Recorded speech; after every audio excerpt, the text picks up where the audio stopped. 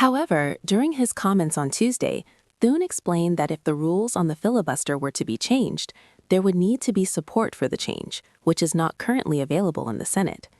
The filibuster is a long-standing tradition in the Senate, which allows senators to extend the discussion on any bill, effectively delaying or blocking the bill unless there is a majority decision to end the discussion. Recently, the debate on whether or not to change the filibuster has been one of the issues being discussed in Congress.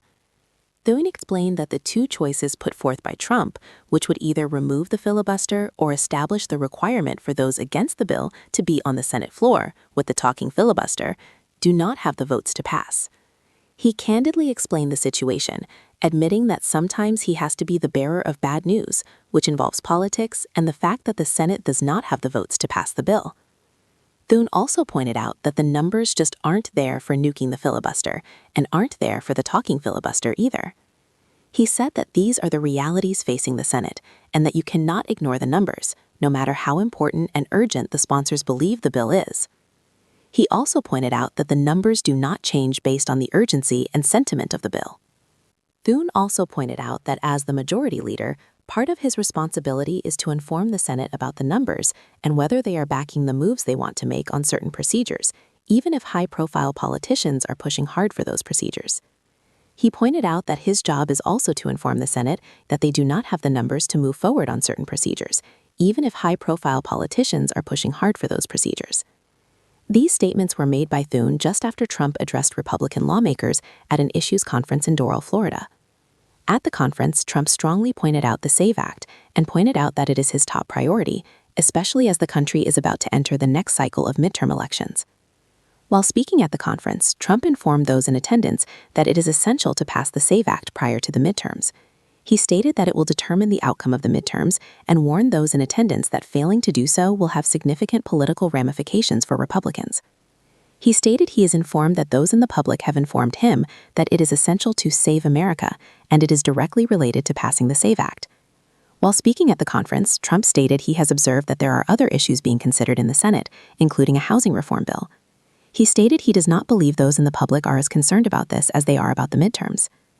The bill has garnered significant interest, as it requires those seeking to register to vote to provide proof of citizenship. This is intended to strengthen federal elections and ensure only citizens are allowed to vote. Despite Trump's urgency for swift action, however, Thune reiterated that the Senate's rules and procedures will ruin the president's plan. Forcing a talking filibuster would require rule changes or agreements that do not have sufficient support among senators.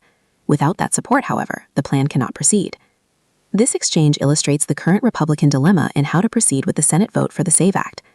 Trump has been vocal in his support of the bill and urged lawmakers to prioritize it. Thune's statement demonstrates how Senate leadership must navigate the current rules and vote tallies in the Senate. These comments highlight the difficulty of working within the Senate's rules and vote tallies in order to proceed with legislation. The Republican dilemma in how to proceed with the Senate vote for the SAVE Act is exemplified in Trump's comments and Thune's statement. Trump's support for the SAVE Act did not end with his urging lawmakers to use a talking filibuster. He also stated that he would not sign most legislation unless the Senate approves the SAVE Act, with the potential exception of legislation for the Department of Homeland Security. The warning, however, adds another dimension to the discussion, linking the outcome of the bill to other legislative agendas in the U.S. Congress. Trump, however, indicated his intentions to support other measures, but this could depend on the Senate's move regarding the SAVE Act. As the process unfolds, there are procedural and political considerations for the Senate regarding the bill. This is evident from the remarks made by Thune, implying that the Senate does not have enough votes to adopt Trump's approach. The discussion regarding the SAVE Act may not be over, considering the measures and paths the bill could take.